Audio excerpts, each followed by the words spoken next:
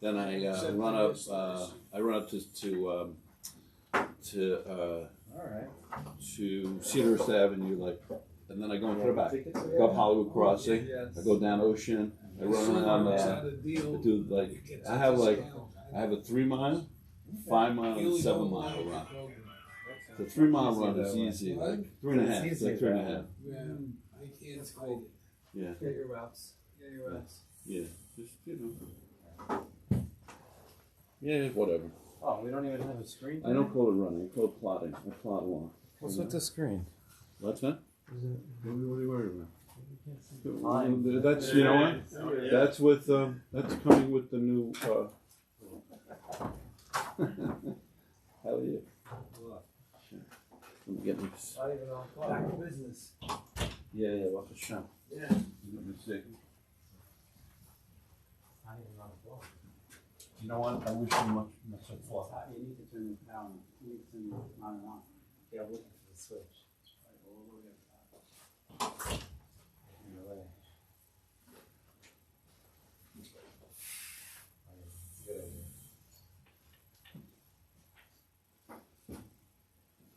How about over here? That's that.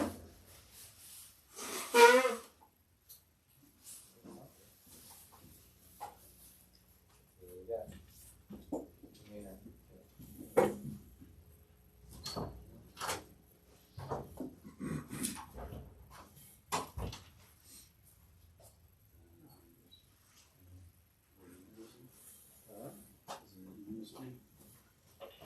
That or is it different?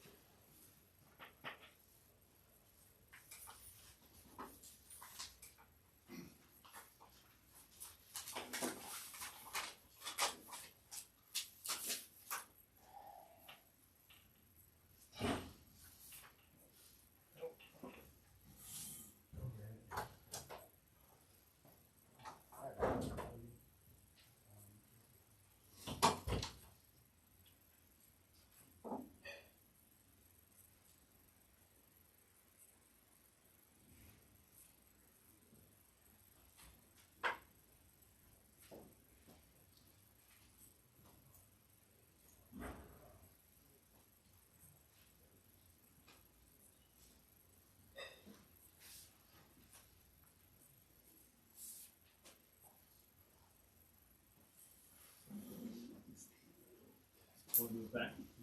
Move forward. Okay. Yeah, I know. I'll do the killing. I'll hold that. Yeah. Thank you. Okay. We'll come by there. Exactly.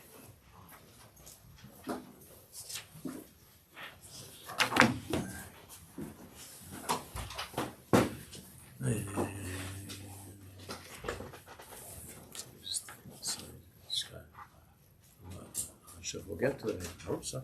Let's see.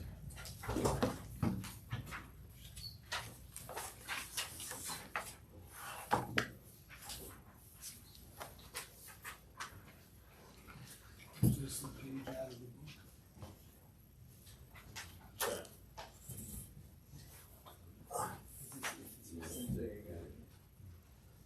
book. Okay. Such hashgacha prat is that Erev Slichus, this is what we're up to in the Sefer and Das Asirus.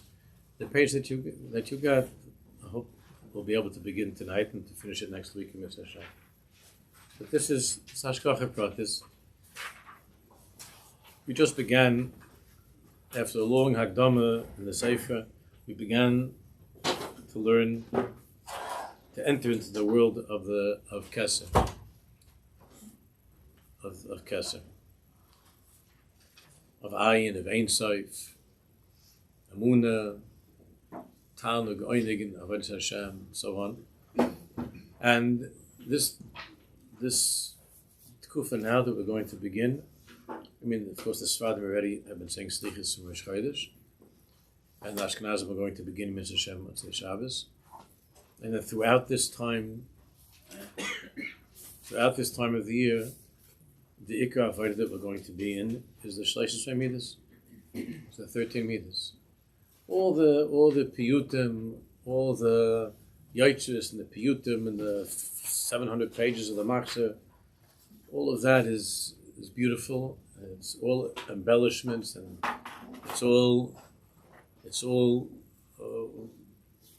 filled with soides. But the tamsis of all our vote and all of our tefillah this time of the year is to be ma'ira the 13 meters harachim. That's it. That's the ikkur of everything that we're doing is the 13 meters harachim. Now, what does that mean? What are these 13 meters harachim? I'm not going to go through the machlokes of the Rishonim, which how to be counting. That's not the point here. But what is this inyan of the 13 meters harachim? Because the midah of keser is the only way we can, when we learn to understand a little bit on our level what this midah is, the sphere of keser, then we could begin to taste of the sweetness and the schus that Hashem gave us, that He taught us how to say these 13 meters and what these 13 meters are about. Because it's an entirely different way of davening, something different. So let's begin. We'll learn a little bit inside on page Ayin Vav, Dasa Spheres. In the middle of the page, Hahevdel ben Tefillah la'amiras Yud Gimel Midas. So we were talking about 2 weeks ago, the last year, that the midah of Keser, every one of the spheres has different codes that it's being referred to. Each sphere, that's what the whole Shari Erev is about. So throughout Tanakh, there are different terms that are being used that are referring to, that are hinting to the midah of each midah of the 10 spheres. Each of the 10 spheres. That's why when you learn the 10 spheres, then when you're davening, it's an entirely different davening, because then you see what the words mean, what the Chacham were talking about. So we were talking last time about how the truth of the matter is that in our davening, when we're davening, we're not speaking to, or we're not addressing, we're not focusing on that world that's called Keser, which is Ayin, which is Ein Sof, because it's something which is completely beyond our understanding and really beyond our reach. It's something which is higher than that. All of our tefillas and all of our avodah is really in the world that's called Zer Anpin, which we spoke about the Partzufim. Zer Anpin means the lower spheres, Chesed, Gvur, Tiferet, Netzach, so on. That's where that's our playing field, is the world of Zer Anpin. So that's what he's explaining in the middle of the page. We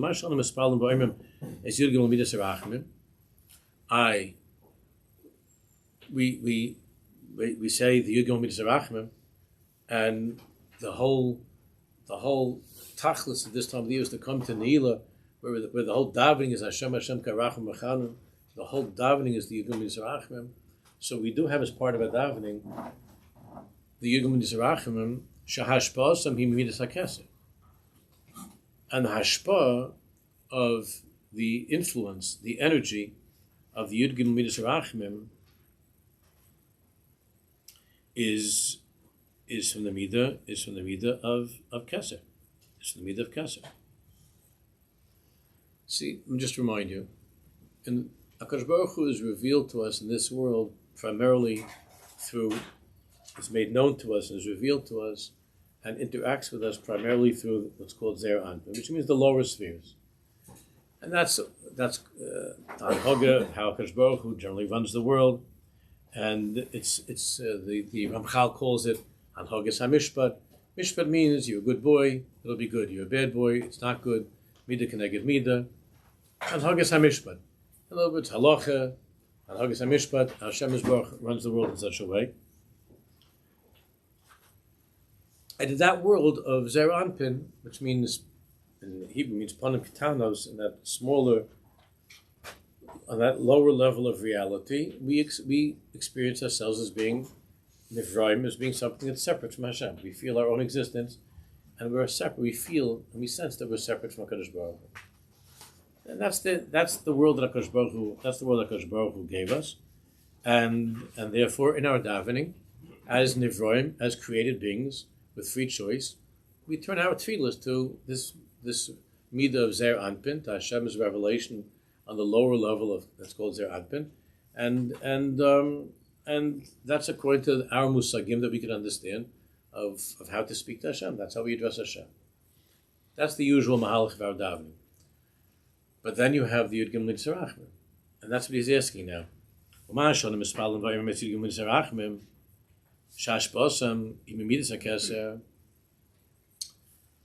the Yud Gimel Tzarachmim comes from Keser. Those were revealed to us. HaKadosh Baruch Hu gave us this secret weapon, which is able to be Moira, that which is called Keser, which is the crown. So he says, we say the 13 meters of Ramshash Basam, he means a Keser. Bi'uro shehine ikar esa katfila shalon hu klapi parts of Zeran. The ikar of our davening day to day, and in our Sidurim, in our Tfilas, the ikar is facing or speaking klape, that parts of that's called Zeir Anpin, of the lower spheres. Sheparts of Zemavate Yasan Hagas Olam Shalom. Because it's through that parts of, through that, I'm not going to what parts of it, but through those spheres, Hashem runs and guides our world through those spheres. Hanhagas Olam HaMishpat, as I said before, is the Hanhagas HaMishpat, the Olam HaMishpat of how Hashem conducts our lives. There isn't enough rain, we daven to Hashem for rain. Person needs parnasa, you turn to Hashem for parnasa. And so on and so forth. Avaklape parts of Keser, ein lanu yachas v'shaychus. But Keser, we learned last time, there are many different terms for Keser, but Reisha Dolus Yada and Ayin, it's beyond us. We don't understand it. We can't really reference it in our normal way of davening. Ein lanu yachas v'shaychus shani chol lahashpia sham aydei ma'aseinu ubetfilaseinu. V'hinei, tefillah in yonah chibur v'zivug am Hashem Yisbarach, aydei masha on nechlolim b'midas hamalchus, Hashem Yischaberes LaHashem Yisbarach b'shas ha-tefillah. Davening, which is primarily through the koach of Daven HaMelech. Daven HaMelech is the midah of Malchus, and Malchus means revealing Hashem's presence in our lives, and the Shef of Hashem in our lives. And that's connection to have a relationship with the Kadosh Baruch Hu.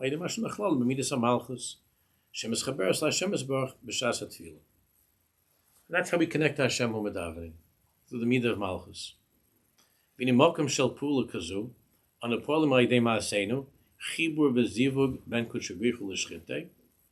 therefore, all of our mitzvahs that we do is l'shem yichud kutchabrichu l'shchinte, to bring about this unification between Malchus, which is Shechina, and the higher spheres. But Eino Kaim Eitzel Midas, but Eino Kaim Aidei Midas HaKeser HaElyoina, She'en Lo HaSogav HaShpa'ah. But the midah of Keser is higher than all of that. And we're not able to be mashpia to reach that midah normally in our davening. That's not what we're speaking about in our davening, the midah of Keser. Ela Pu'ula Seinu Hiba parts of Zer Anpin, but midas HaMalchus. Our zone is the midah of Malchus and the lower spheres. That's our zone. That's where we operate. V'omnam b'shor shei hadvarim kol shorish hashpa himan hakeser. But of course, b'shor shei hadvarim, the root of all creation, and where everything comes from, and everything returns to, is keser. Avol tzuras ha'pu'ula v'hashpa'as ha'maisim shalonu hiba parts of Zer Anpin. However, our activity, our tefillas, now mitzvahs amasim tovim, they take place in the stadium of that parts of that's called Zer Anpin. That's how we operate. The shorish of everything is keser, is the infinite, is kivyochel HaKadosh Baruch Hu Ein Sof.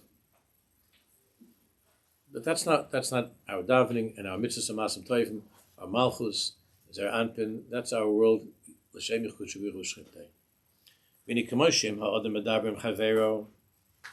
spoke about this on Shabbos afternoon after the summer, a little bit.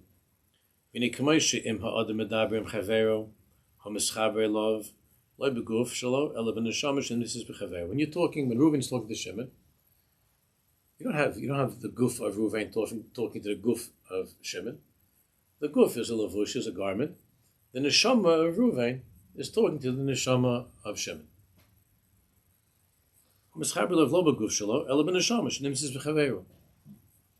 Nishmas Reuven is talking to Nishmas Shimon. Even neshama atzma, of course, we learned that the neshama itself, yesh chamisha chalakim. The neshama itself consists of 5 chalakim. Nefesh ruach neshama chayichid. Therefore, when you're speaking to somebody, if you're speaking about, very, very simple, superficial things about how you're feeling, what's going on at work, how's the family, what do you think about the weather, you're just making that very simple, basic connection. That means that the nefesh of Reuven is addressing the nefesh of Shimon, right? You're speaking at a very simple, basic level. And then it can get deeper. Or haruach sheben neshama.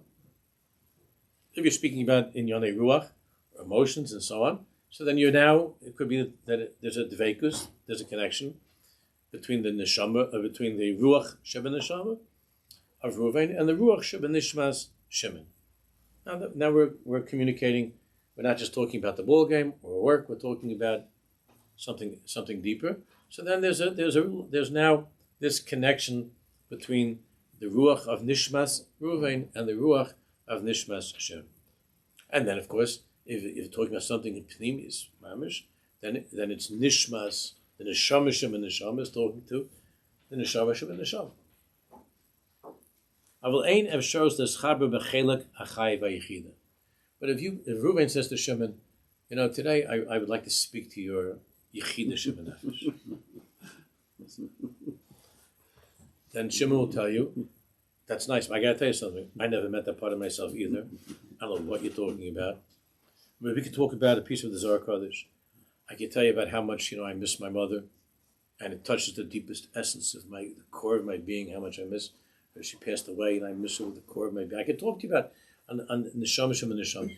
But if you're asking can we have a chaya yichida conversation, I don't know what you're talking about.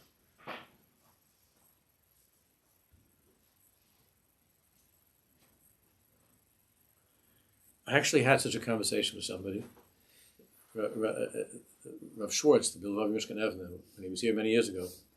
We took a walk on Friday night for a few hours, and we were someplace in Hewlett. And if you ever looked in his eyes, he has the most intense eyes. It's a mashal. And we were talking about a lot of different things and learning and then he just stopped in the middle, and he asked me. He asked me, did you ever feel a connection to the Yechidah Sheben Nishmascha? That's what he asked me. And I think I said to my wife when I came home, remind me never to invite him again.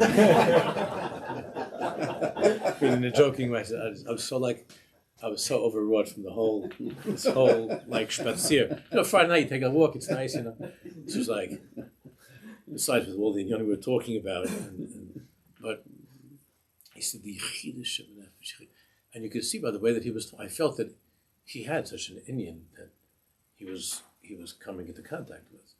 But the way he went, he was like in another mamish, another world when we were talking. And then after that, I didn't answer. I just stood there, and then we were both quiet, and we just walked back. But it was you have to first to be able to talk to someone else's. You have to be able to talk to your own, to have a connection to your own. So what he's saying here is, with oneself there is a shesgalis, but to be able to talk to the Reuven's, the Yechidah Shebenefesh, should be able to speak. I want to speak to Shimon's. He says it's not available. So the same way that when we communicate with each other, we're communicating in the world of Malchus, Chesed, Gvur, Tiferes, and so on. We're communicating in the world of Zerhanpin, in that world, on the different levels of who we are. Nefesh, Ruach, Neshama.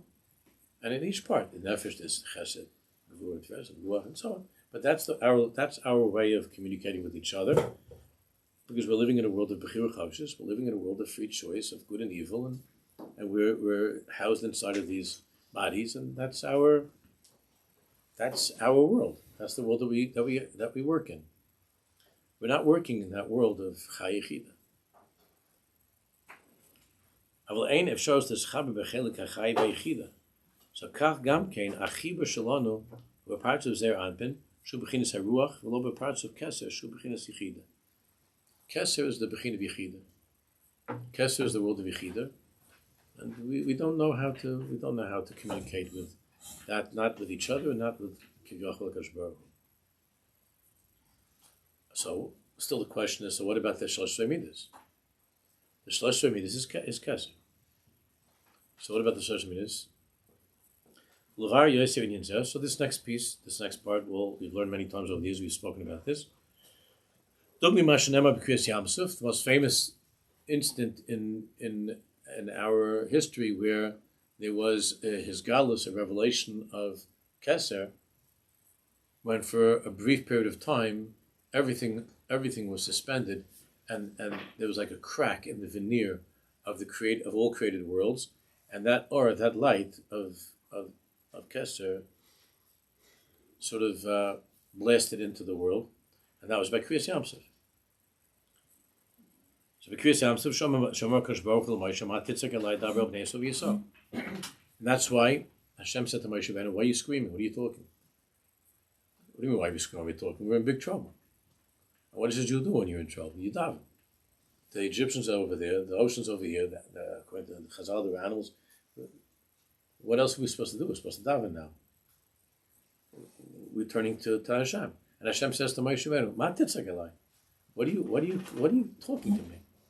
What are you screaming? Davar b'nei Yisrael Yisrael. Tell him to go. Davar b'nei Yisrael Yisrael. Hashem is fighting a war, is fighting for you, and you should be silent." So that world of silence is mi'ayin yavo ezri, is ayin, is the keser.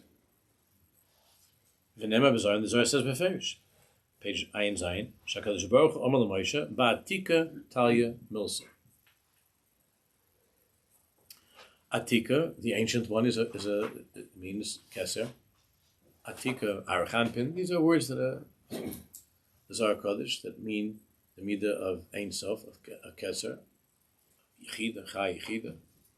Kosh Baruch Hu Moshe ba'atika talya milsa. So the Zohar says b'ferish that when Hashem told Moshe Rabbeinu, "Ma titzak, why are you talking? What's everybody davening?" There's no davening in that. There are no words. It's ba'atika talya milsa. Atika means it's the ancient one. The ancient one means arachanpin, which means not. Zeranpin means short face. Arachanpin means long face, but it means that midah of keser, of the crown, that is unknowable, unfathomable, and we don't communicate on such a level. So Hashem said to Moshe Rabbeinu, "Ba'atika talya milsa," that the situation we're in right now, its resolution depends on this midah of keser, of atika, that I'm going to reveal. Keser, lo b'zera anpin. That Hashem was telling Moshe Rabbeinu, step aside, just go, because this is not zera anpin now. This is keser. According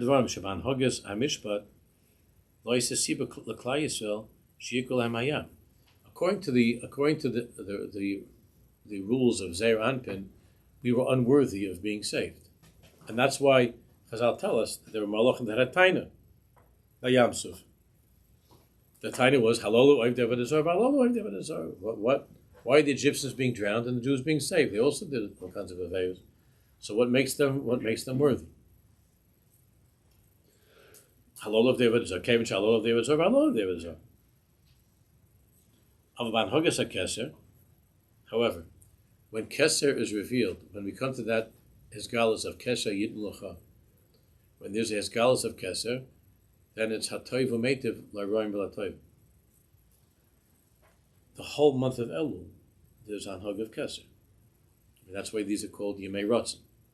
Ratzon, will, and desire comes from Keser. something which can't be explained or understood. We'll talk about. We're not going to get. We'll get in the page that you have. We'll talk more about that. But this whole time, beginning from Rosh Chodesh Elul, that's what the Sfaradim say the whole month. And Ad Kedei Kach that Alter Rebbe asks in Parshas Re'eh, in the Kutei Torah Parshas Re'eh, he asks a very strong question. He said the emes is that the entire month of Elul should be a yontiv without doing any. We shouldn't be able to do any malacha. The whole month of Elul should be like Shabbos, should be yontiv. And he explains why it's not. I'm not going to that right now. But he says there's the Yud Gimel Mechilin Derachim. The 13 midas are revealed in the month of Elul. And the truth is, it should be complete. It should be a yontiv. The whole month should be a yontiv. Why do we go to work? Why are we not having every suda? Every housewife can answer the question in different ways. But the Metzias is it's the whole month is Yud Gimel Tzarachim through Yom Kippur. It's all Yom Gimel. So through Nila, the Nila is the Chesima. And so we just scream the Yud Gimel over and over again. So that's the question that Alter Rebbe asks in the Kutei Torah. Hanhagas HaKeser, Ha'efshulham Liskais. When it comes to Hanhag of Keser, then there's no kasha. This one's religious, this one's not religious. This one's a good boy, this one's a bad boy. And there it's already his gal is a Hatorah Meitiv, La'aram La'Toivim. La'aram La'Toivim. There's no longer any distinctions between this Jew and that Jew. It comes from, that's why today is Chaf Aleph, tomorrow's Chaf Beis. The world was created Chaf Hei. Now the world was created. It's Olah B'Rut Sinai. It's the beginning of Eitz Chaim. It was the will, the unknowable will of Hashem that there should be a world that we should be created. Because in the future, Hashem had this desire and will that there should be an Am Yisrael that would serve Him. It means that right now, today, this time that we're in right now, are the days of Aliyah B'Ratzon. It's the most amazing time. It was this before creation began, the 25th of Elul, because Rosh Hashanah was the day of Adam being created. So Chaf Hei Elul is the beginning of creation. The time of Elul is the time of Hashem desiring creation. Before creation. It's a time of Yehi Ratzon, of Ratzon. This whole time is a time of Ratzon. Of Ratzon. The first piece looking at Shaar HaGan, he talks about this, what this means. The whole time is a time of Aliyah Ratzon, of longing, of wanting, of Hashem's anticipation and waiting. And it's these days, Mamish, now on a certain level, even though there's no Yontif now, on a certain level, these are the highest days right now. Before the world actually came to be. Before the world. It's like when the parents are dreaming of having a child, and they're waiting for the child, they're longing for the child, which in a certain way is on a higher level than actually handling with the kid once he's here. But it was anticipation of that child eventually growing up and being a fine Jew and all of that. And because of that, the parents are willing to put up with all the good days and bad days. Because there was this rutzin to have the child. That's why everybody else in the world could say your kid is no good, and they throw your kid out from one school to the other, but the parents have a rutzin that comes before creation. Before that kid came into being, there was already a rutzin like that. It's a different madrega. It comes from something which we can't explain, we can't rationalize. But this Indian of parents and children, the Indian of Hakadosh Baruch Hu, Knesset Yisrael, that Hashem looked at the Medrash, Hashem looked into the future. They're going to be tzaddikim. So with this Ratzon, Hashem created the world. Reishis, for the sake of the Jewish people, are called Reishis. And that Ratzon that Hashem had, that every time we say the words Yehi Ratzon L'fanach, we're trying to tap into that energy of Ratzon. That Ratzon is this time of the year, is Aliyah B'Ratzon, is before the world was created. And everything comes back. So right now, even though we're all here, but it's back in that on some level, it's back in that Metzias before there was a Metzias. And in that Metzias before there's a Metzias, you can't say, why do you want this? Maybe you don't, maybe it's not good. And Hashem, the Malachim tried to talk Hashem out of it. And Hashem didn't answer them. Hashem didn't explain it. Because they had good tidings. Just like someone could say to this couple, what do you want to have a kid for? And there are people that think this way. You want to have kids? Ask any parent. with the exception of maybe one or two in the world. Every parent will tell you, "Oh, what this kid did, and what this kid did." And, I tell you what kind of aggravation I had from this kid, and kind of arguments, and I couldn't afford to raise the kid. And then someone say, "Do you regret having the kid?" So no, I love. What do you mean I regret? I love my kid. Okay, but what about all the days of a Roim and Tovim? Yeah, that's something that's the Hanagas HaMishpat. That's their Anpin. That's the regular Hanhaga of life. In life, there are good days and bad days. There's Roim and Tovim. There are good kids. There are bad kids. There's all kinds of things go on in the Hanagas HaMishpat, in the world of Mishpat, in the world of Nivroim, of created beings with Bechira Chavshis. There are good choices and bad choices. So then you have this young couple, and they're scared. They don't know about having a family, and they're going around talking to people, or they're just watching people and the unbelievable aggravation that they have, and there are a million articles and books and movies about all the Achmas Nefesh the parents are having, and then and this couple says, like, why you have to be crazy? Like, why would we want to do this? Life is so much better. We just we have each other. We could afford to go. We can go touring. We don't have to get up in the middle of the night. We don't have to stand there having arguments with some 5-year-old over Tootsie Rolls or something. What do you have to? I don't know if you know what that is. So what do we have to? What do we need this for? What do we need this for? So give them Emphromat Teretz. You have a good Teretz? A good Teretz. So I told you there was that this happened a few times, but there's one that someone I'm very, very close to, that the wife wanted to have another child, and he said he's done. He's done. He was already like 38 or something. He felt he's like he went by baseball retirement or something, and it's already like in baseball. If you're football, you're 38. You're washed up, right? So this guy, I'm done. I can't do it anymore. I have this kid and that kid. And this was already. I got 3 chavusas with my sons and my daughters, and I got to take them places. And I had enough. I already did the mitzvah. I was kind of the mitzvah, and she's crying. She wants to have one more, please, please, please. Which a lot of times you have that with husbands and wives, because the woman has this maternal instinct, and the guy doesn't have anything like that. He's just, get me out of here. So she's crying to me. Can I talk to him? Can I talk to him? Can I talk to him? And I spent a lot of time talking to him and trying to give him chizik, and he went because he's a very wonderful mom, and they were both in good health, and everything was okay, and they could afford it. It's very tight. It's very tight. It was tight. It was not tight. They had Baruch Hashem. So they had this. They had the baby, a little girl, a beautiful little girl, and like 6 minutes after the baby, I met them at a chasna, and he brought the baby with a stroller to the chasna. It's not usually such a good thing to do, but sometimes I guess you have no choice. So they brought the baby to the chasna. So he wants to show me his sorrow. He wants to show me his sorrow. So I go, well, I say all the things you're supposed to say. And I'm such a beautiful kid, whatever. and sorrow, and he's not saying so. It's my sorrow, my this, and that. And I said to this little sorrow, I said, I want you to know something. He didn't want you. Listen to me. He didn't want. And he's going like he's going. Oh. I said, yeah. And the wife is laughing. So I said, no, this is the child you didn't want. And what do you think now?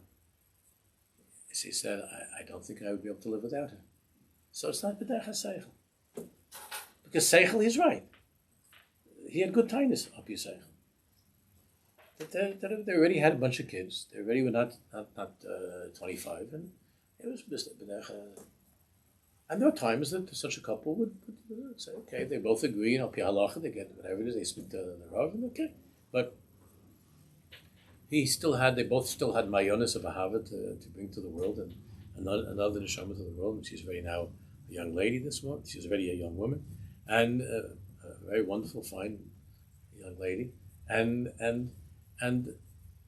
if you ask us, seichel doesn't make sense. So you have a young couple that they're thinking about, should we have a family? And talk to people. If they would go maybe speak to one of the presidential candidates, she would say, well, what do you need this? What do you need this for? I don't think she ever had any children. No. But she darshans about So this is something which comes from another place. This comes from a different place. He says that when we came by Yamsuf, he says "Ban hagas akasi evshel han luskais kemen shian hagas rachmim me'al me'ev han hagas hamishpah." When Keser is revealed, when that world that's called Ayin, which is higher than Chesed and Gevura, higher than Toiv and Ra, Tzadikim, Rishoim. I mentioned last time. It's this thing of Purim of Ad Le'ada. When you come to that place, we don't understand what's the Chilik Baruch or Hamad Baruch Mordechai. This something higher than all of this. Then in that Mitzias, even though it's taka true that halalu oivdei v'dezar, that the Jews were also worshiping idols. So al pi halacha, al pi mishpat, they're not supposed to cross through. They're no better than the Egyptians. So why should they make it through? Because their grandfathers were chashuv people. So they had, there was no al pi halacha Hashem, al pi mishpat, al pi the zer anpin, the rules of chesed gvura. That's how he'd say. Malchus, they were supposed to be drowning like anybody else. Therefore, Hashem is saying, don't bother davening, because davening is not going to work over here. Davening is not going to work.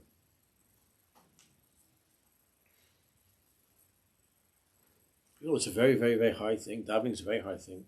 And again, it's not that all the spheres are being engaged in davening, all the malchus and spheres are being, but Hashem said that's not working over here. It's not going to work. Because the Indian of davening is Zer Anpin, is the spheres of Zer Anpin. Han Hagas HaMishpat. Van Hagazu lo Haisel Schus. And according to Han Hagas HaMishpat, we didn't have any schus to remain alive. Certainly not to have a miracle.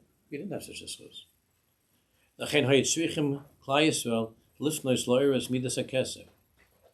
Therefore, in this emergency, we needed to do something to, like, press the numbers on the safe, or to press the numbers on the door to get into something higher than tefillah. It's not with words. What actually did it was the Mesirus Nefesh of Nachshon ben Aminadab. Because Mesirus Nefesh means you yourself are accessing something within yourself that's higher than your midas. That's what Mesirus Nefesh means. Mesirus Nefesh means that you surrender yourself completely to something higher than yourself. It's not a cheshbon. It's something higher than yourself, higher than the self that you recognize. It's there in you, just like Yechida is. You have Yechida, but it's something which is a makif over you, and normally you're not in that place. You don't even know what it is. You can't even think about it. But when the guy tells you, "I'm going to kill you unless you convert," and you say, "Kill me," so there's something that you do for HaKadosh Baruch Hu with Mesirus Nefesh. That is the most powerful way to unlock that treasure that's called Keser, that midah that's called Ayin.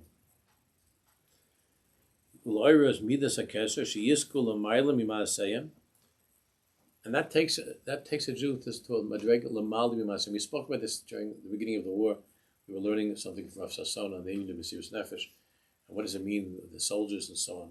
This whole tekufa that we're in right now, we see that Kadosh Baruch Hu is being mezakas, even though it's very painful and it hurts a lot. But Kadosh Baruch Hu is mezakas with Mesirus Nefesh on different levels.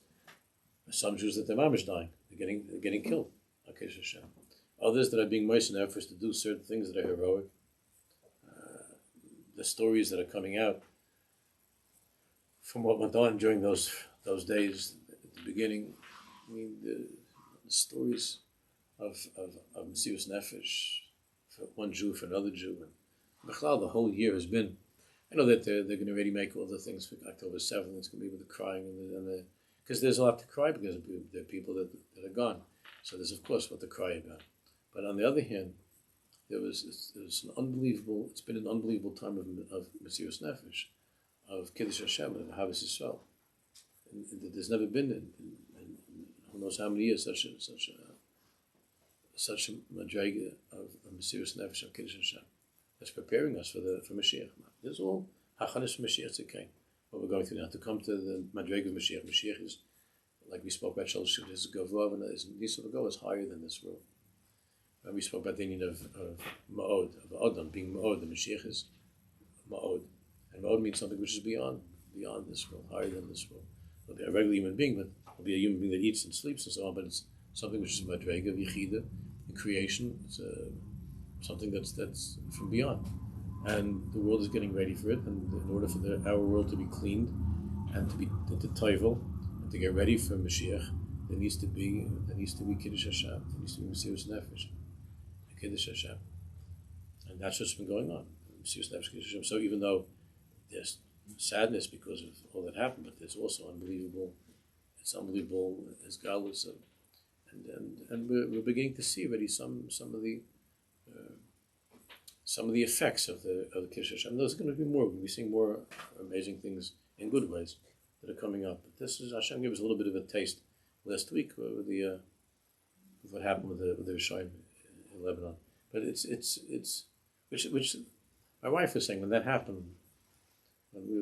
It was like I mentioned the other day. You felt like it was something from the days of Tanakh. Like it was like or the Ten Makis or with Osher or Sancheriv. You felt like some we're back in Tanakh. We're back in Tanakh, and that's what we're getting back to. We're going back into Tanakh. That's the period that we're living in right now. We're going back into. Why was Zeicha, you and I, to be here at this time? I know it's scary things going on, but we're going back into Tanakh. We're mamish going back into Tanakh. That's what's happening. We're going back to the beginning, and therefore, when that Hanhag is revealed, so then it's the Ma'alim Masayim. Therefore, those Jews now, even with the Milchama, are still making all these chilukim between religious and not religious. And this guy, this one, Ashkenaz and Sfarad, Chassidish, Lubavitch, Lakewood, all these chilukim. It's against everything that's happening now, because the whole Indian of Kesser is when there's Gals of Kesser, and he's not making any. The Midah of Kesser doesn't make any havchanis between an Ashkenaz and a Sfaradi, between a Litvak and a Lubavitch. There's no havchanis. It's ridiculous. It's all silly. These are all small and silly things that are part of that world of Zeir Anpin, of free choice and machlokes and chesed and gvura. The Sfadim come from chesed, and Ashkenazim come from gvura. This one comes from this. The men come from chesed, women come from gvura. All the machlokes in the world come from Zeir Anpin. But when it's keser, like so, when at the beginning of the Milchama, you saw the beautiful painting of some Chassidish, and he's hugging the soldier, and the two of them are like madly in love. It means because something was touched in the world of Kesser. And that transcends all of these things. Anybody who doesn't feel that transcendence now has to worry. Like, why isn't he feeling that? Why isn't he touched by that transcendence? By that hisgalus of something that's higher than Chesed and Gevurah? Why doesn't that? You're still talking the language of pre-October 7th. There's a different world after October 7th. After Simchas Torah, there's a different world. It's the under Avel. There's something else that's now. It's an under Avel. And people this makes me crazy. People are still talking the same. And now it's back already. All the fighting. There's still the language of pre-Simchas Torah. It's like there was a certain world before Maimon HaSinai, and there's a world after Maimon HaSinai. And a person has to understand the times that you're in. But not anymore before Simchas Torah. Now we're in a world that's called after Simchas Torah. That's why what's coming at is an unbelievable beer, where my wife showed me a clip yesterday. Where there's some American politician by the name of Pantena, Leo, I don't know. What's his name? Panetta. What's his job? Former CIA. Yes. He was the head of CIA? Yeah. So he said that what the Israelis did was terrorism last week. He said that was terrorism. Absolute terrorism. That's what he said. He was the head of CIA, this guy? Under who? Under Obama? Clinton. Oh. He's a Clintonite, the old Clintonite. Oh, from that He was time. a congressman first, and then he was from California. California, and he was head of CIA under Obama. Yeah. Yeah. So I think so. you see there's such a beer that's going on, and I've been talking about this from the beginning of the Milchama. I know you're already tired of me saying it over and over, but the beer between Tov and Ra. Notice now everybody in the world has to make a choice. Either you're on this side or you're on that side. And there's such a hisgalus of the truth that's taking place. And you see that that we all see these kind of things. Like this guy saying that when you pop a little bomb in the face of a terrorist, of a murderer, that's called terrorism. So you say, how did you come to that maskana? Where did you learn to think like that? How could that be?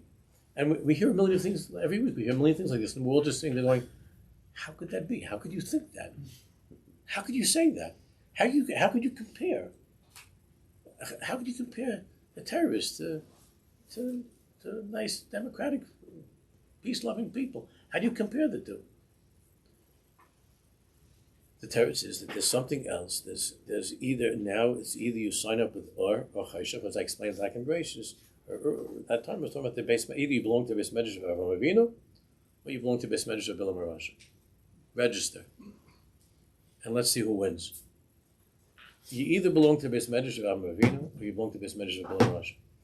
Because when the midah of Keser is revealed, so there's the beginning of that hisgalus. So then all of these chilukim become meaningless, and it's either the raw truth or the sitra achra mamash. It's Arham Baruch Mordechai. That's what it is. And you see this now. This is what's going on in the world, everywhere in the world. So how are we ma'ira that midah of Keser? He calls it bitachon, but of course the Chassidim call it bittul. What's bittul? Bittul means that it's not us, Baruch Shalom, it's you. And so Nachshon Aminov walks into the ocean. You told me to go? I'm going. How is it possible to walk into an ocean? It's not a kasha. These kashas of walking into an ocean, that's only a kasha in Zer Anpin. And in Zer Anpin, you got to have a snorkel, you got to have the oxygen tank. And in Zer Anpin, you have to have a senior swimming degree or something in Zer Anpin. But in the world of Keser, the Baruch Shalom says, as before, the guide, you go. That's called bittul. Bittul means anil klum. And once you're able to come to that place, that's Mesiras Nefesh. When you're able to, that's running into the middle of a shooting to go save other people, that's called ayin. So it's not me. Bittul. When you come to that place of bittul, which is a high level of bitachon, obviously it's bittul. So then there's that code that you're touching, the numbers of the Yud Midas Rachman. Then you're touching something else. The Zohar says there are no ears. There are no ears. Bahai Atika, in that world of Atika, there are no ears. What does that mean? Hashem says, don't daven because I'm not listening. Not in a bad way. Don't daven, I'm not listening because there's no Indian here talking and me hearing. That's all in Zer Anpin. That's all oxygen tanks. That's all putting on your flippers and going into the ocean. That's something else. We're now talking about a different world. It's a different world that you don't understand. It's called Atika.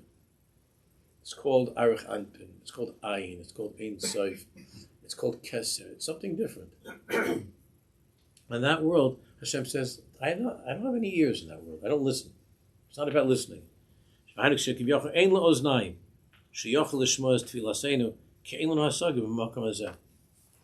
that Hashem is saying that there are no ears over here. It's not about what you say and what I'm hearing. It's about my rutzen. And my rutzen is, Hashem says, Am Yisrael Chai. That's my rutzen. There's a Jewish people. Yeah, but so the Egyptians dragging around on his horse drowning, and he's saying, I saw that Jew was worshiping the same avodas that I worship. So isn't that a good kasha? How come I'm drowning? I'm going to die, and that Jew's making Pesach. How come I'm drowning? He's making Pesach. So Hashem Yisrael says, I can't hear. I'm sorry. The Zohar says, no ears, nothing. I don't hear it. I don't know what you're talking about. It's something different. It's something different. That's what's happening now. It's something different. It's been happening all through history because they're all gone. They're all gone. Everybody's gone. Everybody who ever started up with us, they're gone. There's nothing. Somebody sent me a very good thing. The Lashon was have you spoken to any of your Babylonian friends lately, or any of your Roman buddies? There's nothing. Go ahead. That's the view that's taking place now. Also, Hashem's Baruch says, "I'm taking you. Go." And that's why the Ikar Avodah now is Ahavas Yisrael, Mesiras Nefesh. Everything that's what it's about now. Ahavas Yisrael, Mesiras Nefesh. Of course, learning Torah. I'll talk about maybe more in Shabbos Shul. This thing about Ahavas Yisrael. That's what it's all about now. Everything now is to go into the ocean, to go, and to do Hashem's will without all kinds of cheshbonos, without anything fancy. To go. And it's starting to happen. But Hashem, we should see the good ending, and she will be barachim. Make sure to bring the page with you, put it inside the safe, and bring the page next to you. You know that in the UN they said they want the Jews out of the Jewish quarter? They want the Jews where? Out of the Jewish quarter. Out of the Jewish Quarter in Jerusalem. Jews should not live in the Jewish quarter.